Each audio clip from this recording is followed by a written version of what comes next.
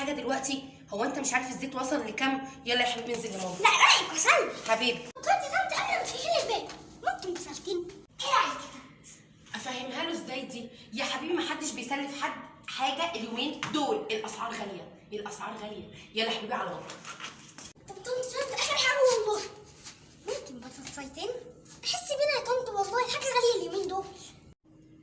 يا حبيبي افهمها لك ازاي؟ والله العظيم اللي بيسرع عليكم بيسرع علينا، زي ما انتوا معكوش احنا كمان معناش. مفيش فلوس، مفيش بصل، مفيش بطاطس، مفيش زيت. يلا يا حبيبي انزل على مامتك. يا طنط انت هتكدبي يا عيني، انا شفتك طالعه بزيت وبطاطس وبصل. طب انا افهمها لك ازاي؟ دي حاجه بيتي، ده اللي يخص بيتي يا بابا. مش انا مش عاملاه يا حبيبي ان انا بوزع على الناس. يلا يا بابا قول لماما تبقى تنزل تشتري زي ما انا اشتريت. يلا. يا طنط ده حتى النبي وصى على 7 جار.